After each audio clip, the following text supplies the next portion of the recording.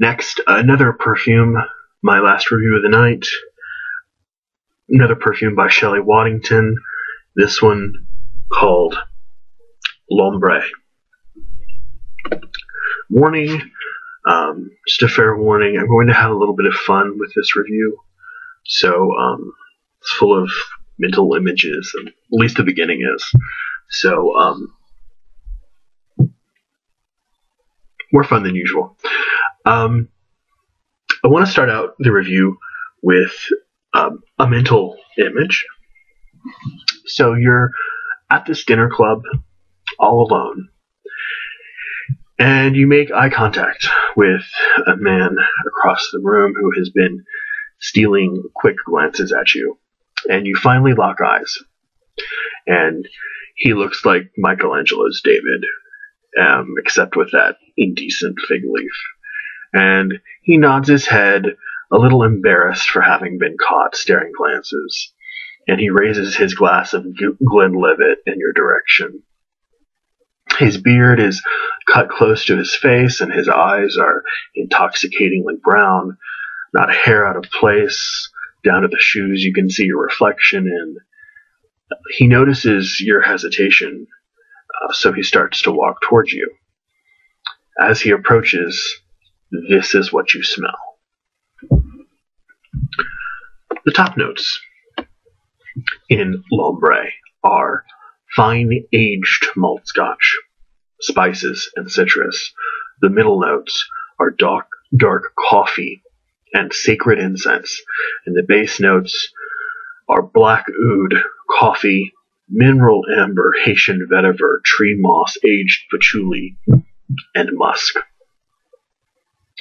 The scent won several awards in the 2013 perfumery judging contest, including Best Aroma, Best Ingredient Combination, Most Unique, and very much deserved, going to Shelley Top Artisan Perfumer.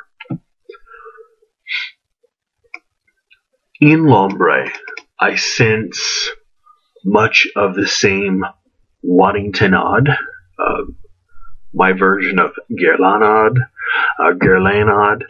that I picked up in New York Man. You get this Scotch note, which, to be honest, I sort of had trouble detecting in New York Man, but it's there.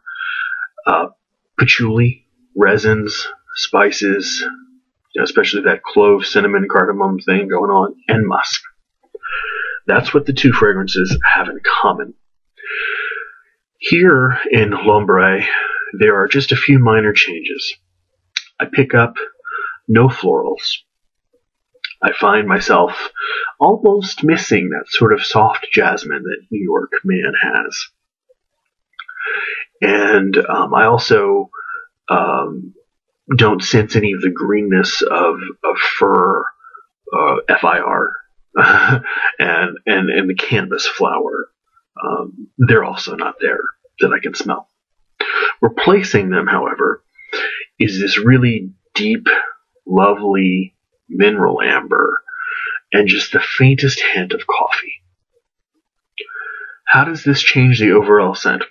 Well, I think it's lost its soft edges.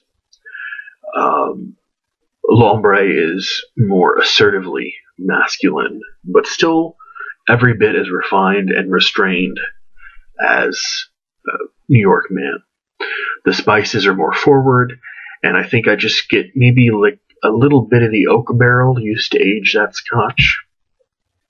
I think I also found the distinct smell of testosterone and 3 very curly chest hairs. I'm just kidding. Just kidding. Barely, but just kidding. For most of its life, L'Ombre sits on my skin as a soft, oaky, spiced amber. The incense adds a dryness and an austerity, while the vetiver and the tree moss and the musk really make it warm and embracing.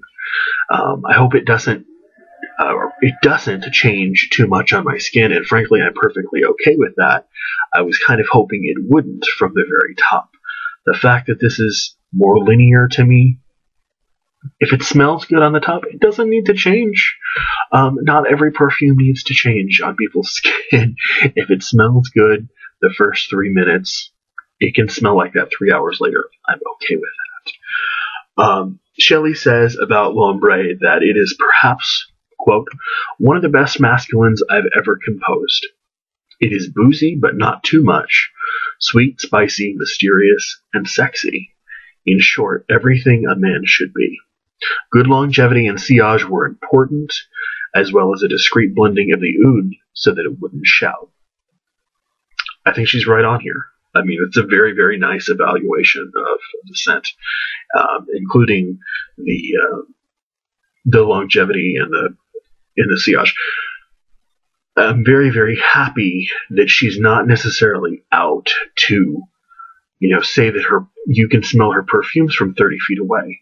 I mean, a lot of people just want you to think that everything that they make is, just a beast. And it doesn't need to be that way, and it shouldn't be that way.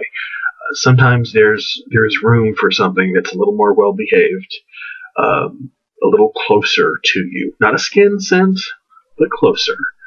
And something you have to come in close to someone to actually smell.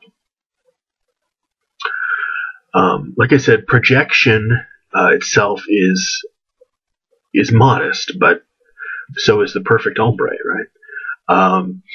With a name like L'Ombre, Shelley obviously had a masculine in mind, a masculine scent in mind, and that's certainly what this is. I would say this is, because of its lack of soft edges, its lack of a lot of, the mossiness, the lack of the jasmine, it sort of makes it less unisex. Not saying a woman couldn't wear it, but it is less unisex than New York Man. It has this sort of quiet sexiness about it that requires a kind of sprezzatura to pull off successfully. Is it getting hot in here, or is it just me? I don't know. It's a little warm. Anyway, gonna have to go cool off. L'Ombre. I'm gonna go cool off. Bye.